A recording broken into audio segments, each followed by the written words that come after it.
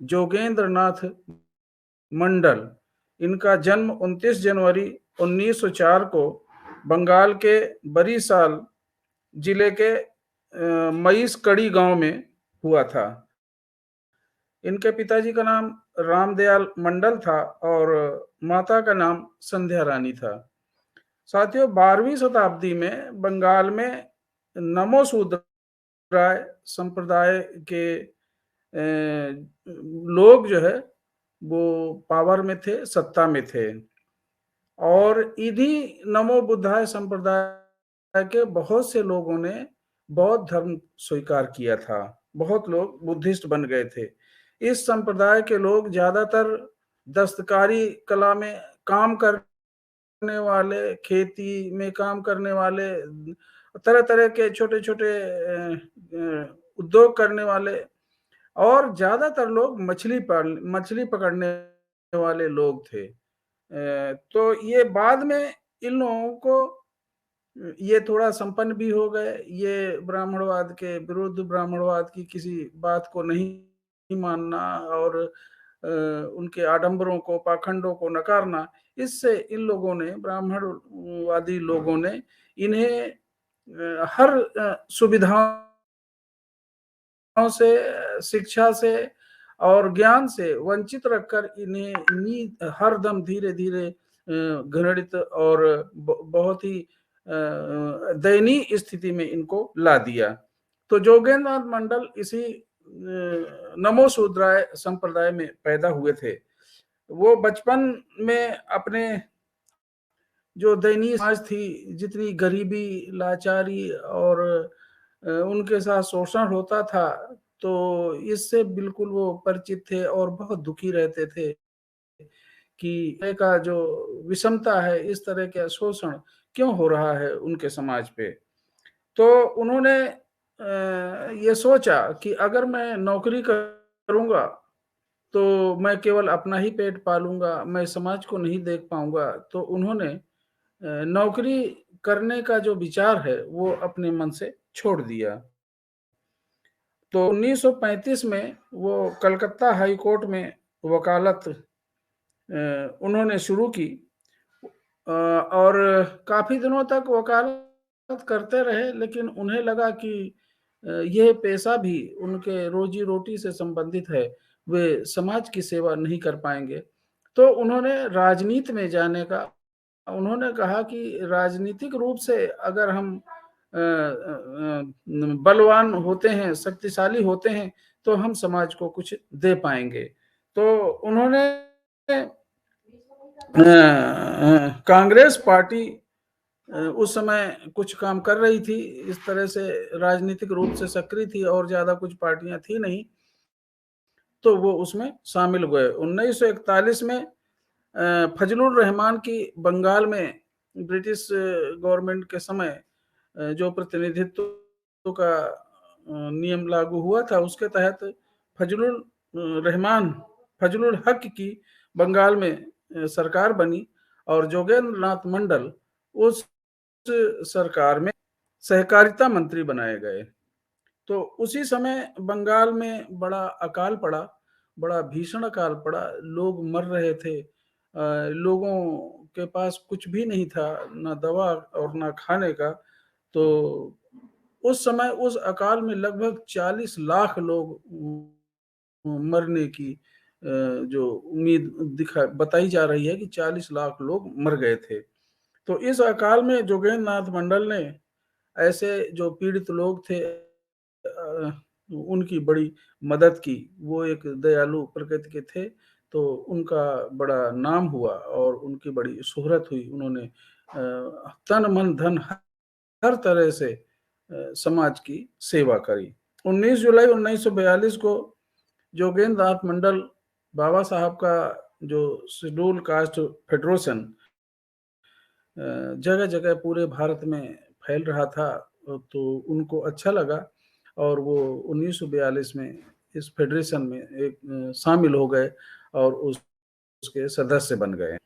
तो 18 जुलाई जब 1946 में बाबा साहब को संविधान सभा में जाने से कांग्रेस ने पूरा प्रबंध कर दिया था कि वो जाने ना पाए संविधान सभा में, उनको संविधान बनाने का कोई भी हक ना मिल पाए, पूरा प्रबंध कर लिया था। तो जोगेंद्र नाथ मंडल को ये बात पता चली और बाबा साहब से मिलने गए और बाबा साहब से प्रस्ताव रखा कि आप पश्चिमी बंगाल से आप लड़िए, आप नामांकन करिए, हम आपको जिता के लाएंगे। बाबा साहब को बड़ा आश्चर्य तो हुआ, उन्हें वो महार कम्युनिटी के लोग जो महाराष्ट्र में बहुत अधिक थे, उनसे उम्मीद थी, लेकिन वहां भी लोगों ने धोखा दिया। तो बड़े चिंतित थे कि मैं जाऊं कैसे, कैसे इसमें पहुंच पाऊंगा। तो जोगेंद्र नाथ मंडल ने उन्हें ये अवसर दिया और बाबा साहब के सामने प्रस्ताव रखा। तो बाबा साहब के सामने और कोई विकल्प ना था, तो उन्होंने स्वीकार कर लिया। जोगेंद्र नाथ मंडल ने बंगाल के 5 सदस्यों का समर्थन जुटाया और बाबा को 6 मतों से चुनाव जितवा दिया। तो ये बाबा साहब का जो योगदान है, वो बहुत ही योगदान है इस बहुजन समाज के लिए और बाबा साहब को वहां पहुंचाने के लिए। 1946 में कांग्रेस के नेतृत्व वाली जो अंतरिम सरकार जवाहरलाल की अध्यक्षता में बनी थी, तो उसमें जोगेंद्र नाथ मंडल कानून मंत्री बने। तो सबसे बड़ी जो एक विडंबना या त्रासदी जोगेंद्र नाथ मंडल के साथ बीती, वो एक बड़ी दुर्घटना या बड़ी उनके साथ बहुत ही जास्ती हुई। हुआ ये कि भारत विभाजन के समय अपने जो उस समय चल रहा था पूर्वी पाकिस्तान और पश्चिमी पाकिस्तान, तो उस समय जो नमो शूद्राय संप्रदाय के लगभग 40% आबादी वहां पर थी। तो जो पाकिस्तान बन रहा था, तो योगेंद्र नाथ मंडल ने अपने उन सभी संप्रदाय लोगों को पाकिस्तान में के समर्थन के लिए, पाकिस्तान में के पक्ष में वोट डालने के लिए उन्होंने आदेश दिया। तो अविभाजित भारत के पूर्वी बंगाल और सिलहट का जो आधुनिक बंगाल का क्षेत्र है, उसमें 40% की आबादी थी। ये 40% आबादी जब पाकिस्तान के पक्ष में वोट किया और मुस्लिम लीग ने जोगेंद्र नाथ मंडल के सहयोग से भारत का एक बड़ा हिस्सा प्राप्त करने में वो सफल हो गए। मुस्लिम लीग सफल हो गई और जो उन्होंने प्लानिंग किया था उस प्लानिंग में वो सफल हो गए।